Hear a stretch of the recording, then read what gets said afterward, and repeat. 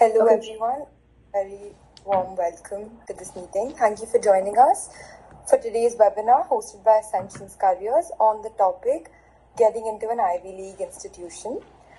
My name is Shreya and I'm a part of the team here at Ascensions Careers. Today we'll be discussing what it takes to get into an Ivy League institution, how to build a strong application and how you can build your profile to stand out. I'm pleased to introduce our speaker for today, Diya Singh, who's a graduate of the University of Pennsylvania in Philadelphia, USA. Currently, she's based in New York and works in fintech consulting. So before I hand it over to Diya, I would request everyone to please share your name, your phone number, and your email ID in the chat box of this meeting. This will just help us to share today's meeting with you and answer any follow-up questions that you may have in the future.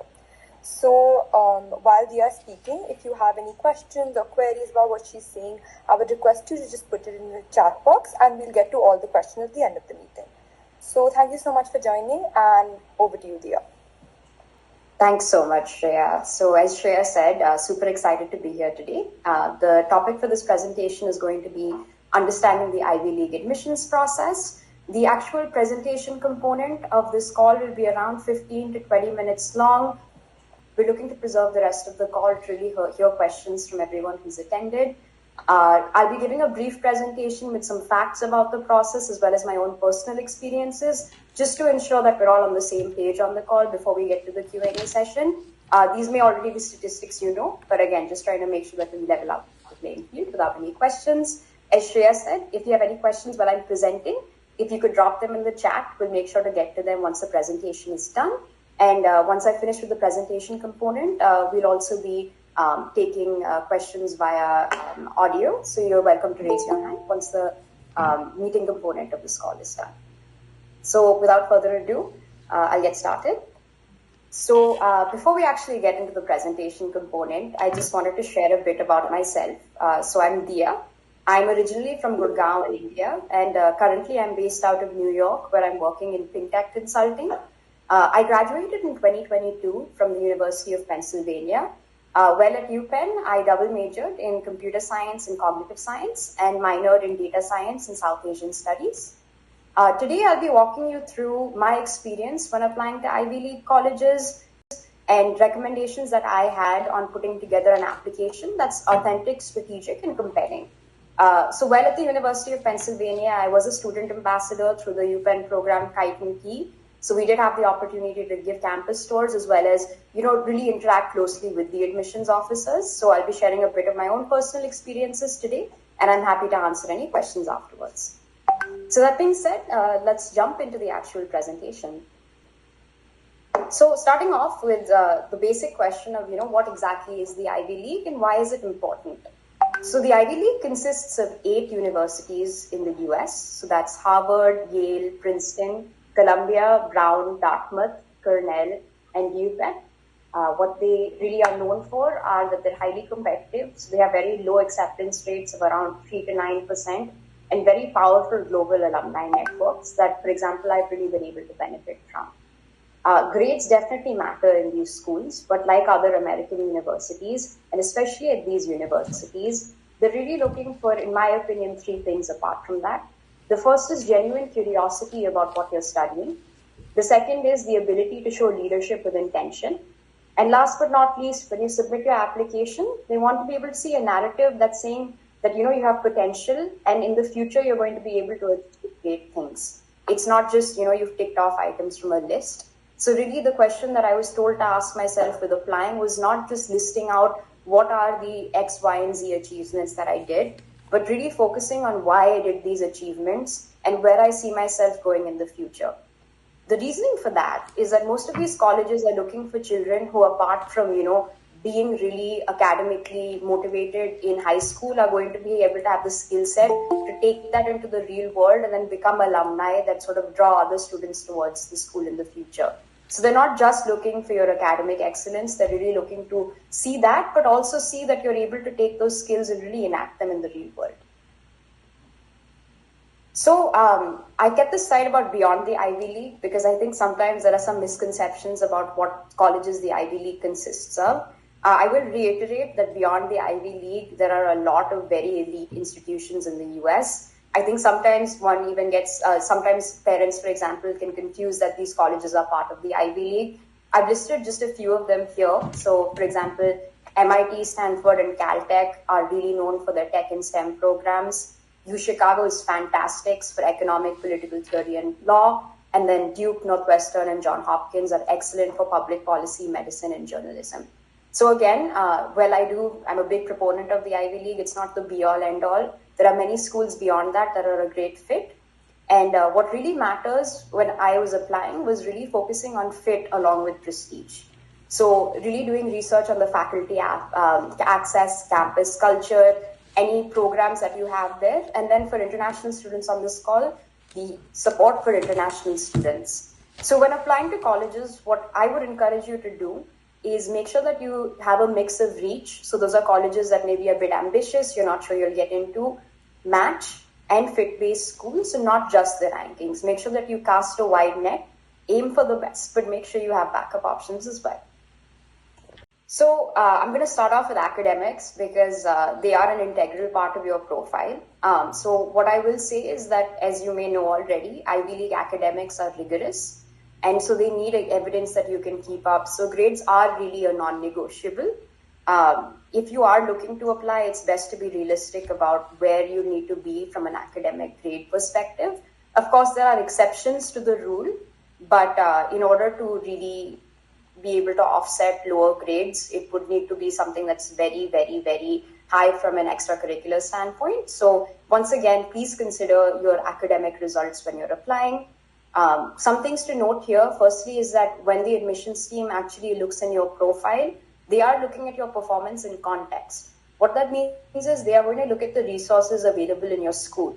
So for example, if you've not studied at an American university or a university that offers APs, they're not going to penalize you for not being able to take those more complex courses. They really do make sure to do their research to see, were you able to do the best with what you had? Just providing some ranking of successful applicants. Successful applicants are typically in the top 5 to 10% of their class.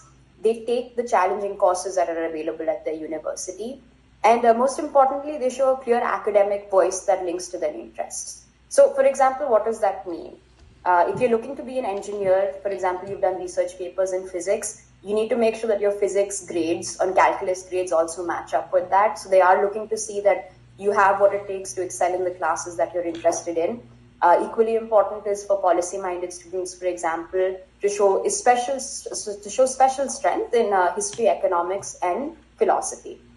So the idea isn't to take everything. I've heard from a lot of admissions officers that there will be people taking 20 AP courses, for example, and it's some crazy numbers like that. They're more so looking for a narrative of, firstly, you can obviously do well, but you're also taking courses that are really reflective of what you're interested in, what you're curious about, versus, again, checking a tick box. So, again, academics are important. It's important to be realistic where you're applying based on what the grades that you have, but, it's always good to apply to a reach if you can. Okay, moving on to standardized tests. So the SAT and ACT. So I know, as a lot of you may have heard, a lot of schools now have become test optional. What I would recommend, from what I've heard, especially for international students, and even if you're applying from a competitive high school within the US, is that standardized scores are a very important admissions tool because they provide a standardized test that's taken across various schools, regardless of what part of the world you're from and how you're doing. So typically for an Ivy League, the SAT averages range from 1500 plus out of 1600, and the ACT is between 34 to 36. When you're looking at IB exams, for example, you want to look at 6 or 7s in HL and a 40 plus predicted overall. Now, why are these scores important? So firstly, they reinforce your academic excellence. So if you've done well in school, this is a great way for them to know that you did well in school, but even when a standardized test compared to other individuals who've got to different schools and different backgrounds, you're still very competitive and you're doing well. If it's a less familiar school grading system that the admissions officers may be less familiar with, or a school that they're not as familiar with, it's able to, again, provide you with a degree of standardization. And then last but not least, it's just another feather in your cap on your profile. At the end of the day, when you submit your applications, there's a huge pile of applications that goes to the admissions office, right? And they need to then sift through those applications and really choose who stands out to them. So having additional data points to really back up your case and give your admissions officer a reason to fight for you always really helps. So now let's move on to extracurrics. And again, these are brief summary views. I'm happy to go into more detail after this call. A big item here that I've heard from my own friends who studied with me, as well as from the admissions officers I worked with, is that they're not looking for you to have a checklist of 50 different things you did in college. They're looking to have, in high school, they're looking to have a profile that really helps them understand why you did things. It needs to be beyond just getting into a good school. Why are you passionate about the things you did? And really show a cohesive profile and a theme amongst the extracurricular activities that you do. So, for example, based on some research I did, typically what they're looking for, and again, this is not an exhaustive list, is leadership or initiative in 2 to 3 focused areas. So again, depth is more important than breadth in this case. They want to see that you are committed to this and you really saw it through. Deep involvement over multiple years. So again, instead of doing 50 things that are very short, if you're able to do some things that are very detailed and have shown that you really stuck with it and really achieved something substantial, that's important. And then last but not least is the connection between your activities and personal values and goals. So again, at the end of the day, they're looking to see what makes you tick and what you're passionate about in the future. So you really need to demonstrate that your focus isn't just on getting into a good school. Obviously, that's a part of the puzzle, but you really want to focus on in the future, what are you going to do with your Ivy League education or your education from any institute for that matter. So, for example, a central theme of my application was really focusing on policy and advocacy. I was the head girl of my school. I led the debate and MUN clubs within school, and I was able to get the team to win some awards. I founded a microfinance firm for underprivileged female artisans, and I also interned at a Supreme Court lawyer's office. So and then when I wrote my essays, I really tried to tie all of those in together to focus on my interest in social systems and my ability to really go into the real world and try to enact change. So again, thinking about that central theme as you build your application and as you plan out your activities as you apply for colleges is really going to be crucial. But just to provide some updates here. So you typically have 2 components. The first is your personal statement, which if you're applying through the common application, for example, is common to all colleges, with of course exceptions for colleges that have their own personal portals, such as the UCs. And then you also have essays that are customized and specific to each university that you apply to. Now, these are critical because, again, as I said, I know we submit our applications and then we're not quite sure, where they go. But at the end of the day, they are real humans looking at your profile, and they're really looking to be able to get a sense of you beyond the numbers and really understand who you are as a person. So really critical component of your essay. Stronger essays, some advice that I got when I was applying was that they're reflective and personal. Your admissions officer will already have a list of your accomplishments in the Common App essay. So you really do want to focus on, ensuring that you highlight your accomplishments. You don't highlight your accomplishments, you don't just highlight a list of your accomplishments, but you really focus on making it personal to you and really showing why you're passionate. Second is anchored into a theme. So like I mentioned in the previous slide, you don't want your activities and the work that you're doing to all seem disparate. You really want it to all come together and really make sure that the theme makes sense. And last but not least, honest with a voice that sounds like you. I've heard this oftentimes from admissions officers that essays sound like they've been doctored or don't sound like they're in the voice of the student. So it's always good to get help. I definitely took inputs from my parents, for example, while writing my essays. I had my friends read my essays to make sure that, get an outsider's perspective. At the end of the day, admissions officers are really smart people. They can tell when a student hasn't written the essay on their own or when it's been changed a lot by someone else. So making sure that the student has written this and that really comes through is important. So I'll give you a small anecdote about my own journey with Penn. When I made it to the Kite and Key, that is UPenn Student Ambassador Program, you then have the opportunity to meet with the admissions office. They throw a bit of a party, so you get to meet everyone. And my admissions officer from India actually recalled my essay because she said it was memorable. And I think, obviously, I can't say that's the only reason I got in, but I think that did play a role in really helping me stand out. So I ran a microfinance program, and as part of that, I had the opportunity to observe behaviors in Indian villages. So the first line of my pen essay actually was about how matchmaking in Indian villages is done by the village barber.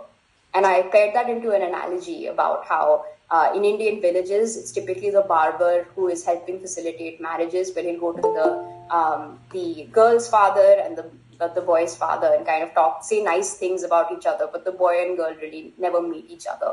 And I was able to sort of tie that into what it feels like applying as a student from India to the US colleges, specifically Penn, where you don't really get to meet each other, but you've heard nice things about each other and you're really hoping it works through. So don't be scared to be creative about your essays. I think, especially when it comes down to the wire, right, when they're trying to whittle down a list from, say, 50 to the final 20 that make it into a university, them being able to really see your passion and your character in those essays, apart from you really being academically or extracurricularly accomplished, is really important. So don't be scared of going down a path that may not be typical, and really try to draw on your own unique experiences to make them really think that you put in a lot of effort into your essays. So recommendations or letters of recommendations that come from the teachers or other people that you've worked with well in high school. Your best recommendations are going to come from teachers who can speak to your performance in the classroom and also broadly speak to your character. So they really should focus on adding context to how you think, lead, or contribute. So again, them providing concrete examples of you having led a presentation in a class, or having created a new club, or having affected change at your school is going to be very important. Those specific anecdotes are crucial. At the end of the day, you don't want to go to a teacher who will write a letter of recommendation saying, hey, she was really polite in class, she completed her homework on time. They're expecting that given you've applied to the college, you are academically doing well, but they're really looking to see what you're doing beyond that. So in terms of how to support and select your recommender, the first is really to engage with them frequently and really early on. So you want to make sure these people know who you are, they know how you're doing in the classroom, but they also know how you're doing beyond the classroom and where you're looking to apply. So for example, for me, my economics teacher had written my letter of recommendation. I've been working with her since the 8th grade. I pulled her into some projects I was working on. She was aware of my work in student government. And therefore, when it came time to write my LOR, she was really able to write a letter that was able to showcase not only my academic achievements, but my impact on the school, as well as my excitement for my future endeavors. So again, you don't want a generic LOR. You want something that, again, tells them that this teacher really knows you really well and that you're really standing out at school. You can also help to provide them with some context about yourself. So the first would be a summary of your interests and goals. So for example, I knew Penn was a school that I was passionate about. They knew that I was targeting that. They knew that I was doing a lot of research on it. And they also knew that I was doing a lot of activities that I knew I'd be able to sort of expand in or broaden at Penn. And secondly, share projects or activities that they can mention. So if you're doing a research paper, if you founded a club, if you have founded a small firm, make sure that they know that and they can really connect that into your essay. So a big theme for my teachers' letters of recommendation was how I was able to excel in the classroom, but also that I connected my classroom learning to being able to enact external actions. So I ran the debate club in school, but I also converted the work that I learned there into a microfinance program, so a real-world equity project. Or I was able to take what I learned from that microfinance firm and then as the head of student government, enact that into school investment proposals and be able to disperse funds effectively. So really having stories about not only your experiences, but how you tied them together and how they've shaped you into the person you are is really going to be critical here. Okay, critical here. Okay, moving on to interviews. Most of the Ivy League as well as other colleges across the US conduct alumni interviews. These are not particularly formal. The tone is meant to be more of a conversation, but they are evaluative. And this is, again, you've submitted a lovely application, right? They see something in you. So they've called you to really, see how you're able to present those thoughts on your own, without having a bunch of time to prepare for it. But secondly, they're also really trying to look for why you're specifically passionate about the school. So what I recommend here is really go into those interviews very clear on your experiences and why you're passionate about them, and also make sure you know what you've noted down what you've noted down in your application. So I'll give you an example. I've had the opportunity to talk to admissions counselors about their experience in the interviews. There have been times when students have not known too much about the projects that they've written in their common application. And that is typically a red flag that, this student has perhaps not done this on their own. Again, nothing wrong with getting help and getting support, but make sure you are actively involved in that process and that you're able to talk through why you chose it, why you're excited about it, and make sure that you're ready.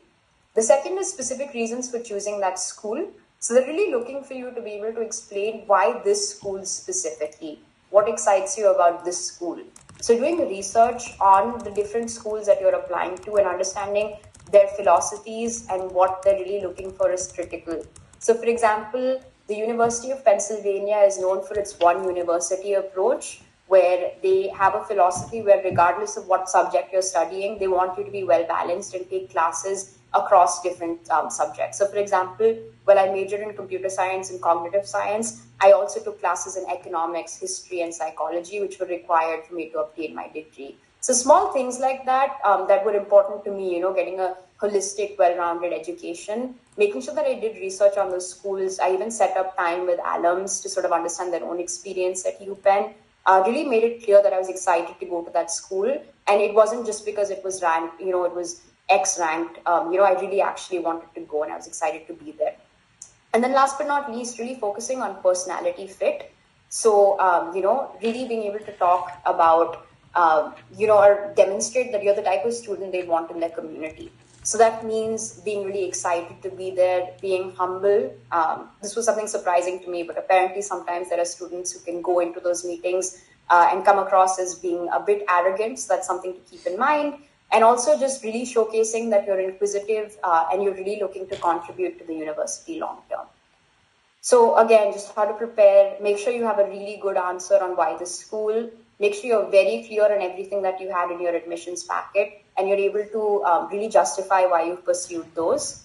And oftentimes they'll ask you questions, give me examples of a formative experience, give me examples of a challenge that you overcame, and talk about a moment of curiosity. So really thinking about examples in your life where you're able to showcase things that have really built up your character is going to be important. So, for example, in Penn's one university approach, I knew that interdisciplinary flexibility was important to them. So I made sure that I was able to communicate that, I'm really passionate about enacting real change. That's why I'm in student government. That's why I created a tech-run microfinance program. That's why I interned at the Supreme Court. And I really wanted to make real-world solutions. Was able to sort of tie into, hey, I really believe in enacting change, and this is how I did it. Trying to connect with the interviewer on a human level, and also just really showcasing your personality and making sure that you're aware of the content that you have, that you've submitted when you've given your application through. Cohesion is really, I think, the main, if you take away one thing from this session, it would be that cohesion is key. So the strongest applications feel intentional. So everything supports a central story. Again, especially if you're applying from a magnet school in the US or from a really competitive school in India, your grades are probably going to be very good. And you would have done a lot of things like extracurricular activities as well. But what you really need to focus on doing is really tying everything together. It needs to really tell a central story. So again, you don't need to do everything, but you really need to showcase that you did a decent amount of work and you're able to justify why you did what you did. So the two questions that I think are really critical here. The first is, again, from a cohesion standpoint, your academics, activities, essays, and your letter of recommendations align around a consistent interest or value. So again, theming is key. You don't want to tick off multiple boxes. You want to make sure it makes sense. And secondly, if someone skimmed my application in 15 minutes, what would they understand about what drives me? The second point is really important because that's exactly what happens in an admissions process. They're receiving thousands of applications. Oftentimes, the first review of your application may not even be 15 minutes long. It may be 5 minutes long. So unless they're walking away with something that makes you memorable or that makes you stand out, you may be removed from the pile earlier than you'd like. So really making sure that it's very clear from a very quick skimming of your profile what makes you tick and why you want to be there is really important. So again, my central theme and story was about voice systems and enacting real change. That could have been through leadership, debate, or microfinance programs. I didn't just tick off boxes for the sake of ticking off boxes. I focused on making sure that my activities were about things that I was passionate about and that everything made sense together. So my final thoughts before I'll hand it over to Shreya. So again, just a quick summary. They're holistic, but they're not vague. So I do understand that sometimes it can be a bit confusing. You know, it's not just grades. There are so many factors that go in. It's a holistic process. What I really encourage you to do is develop a clear purpose about what you're doing. Ensure that you have a consistent narrative and have a sense of self-awareness and direction. The best of applications will give admissions officers a reason to fight for you. That can't only be because of a title or a score. It's because your story sticks and seems genuinely passionate to them. Especially, you know, when it's that final whittling down of the 60 kids, for example, that they're considering from India to that final 20. Admissions officers often need to not fight, but strongly advocate for the students that they want to be part of that class. And I think giving them a reason to fight for you and making sure that your personality shines through is really going to be critical here. Takes us to our last slide, which talks about admissions officers and especially Ascensions Careers, which is the counseling service that has hosted this call today. I'll pass it off to Shreya in just a minute to talk a bit through this. But again, I think that even when I was applying, you know, at that time, obviously Ascensions wasn't there, but Geeti auntie, Kanika auntie were really helpful for me at that time to really get you know, my profile together, give me advice on, you know, what we were working on and really get my profile together. So I do think it definitely helps to have, you know, a student advisory service on your side and really make sure that, especially early on, you know, you're getting the materials you need to succeed and that you're able to create a well-crafted story. I think a lot of times I hear that, you know, Indian students are doing really well. They've gotten fantastic grades and they've done these 20 different activities. But I think a student counseling service is really helpful in sort of tying that story together, making sure that it's clear about why you're passionate about things and really giving you that extra push. So Shreya, I'll pass it over to you to speak a bit more about Ascensions Careers. Geeti ma'am, would you like to say something? Okay. Thank you, first of all, Dia. Thank you for taking us through your journey and how essential it is to tie up all the ends while doing an application. Ascensions Career is here to help you with all that Dia's just mentioned. And you're most welcome to get in touch with me, Kanika, or also Divya Singh, who's also there on this you know, call, with any one of us, or Shreya. She looks after a lot of things and she'll also be able to help you.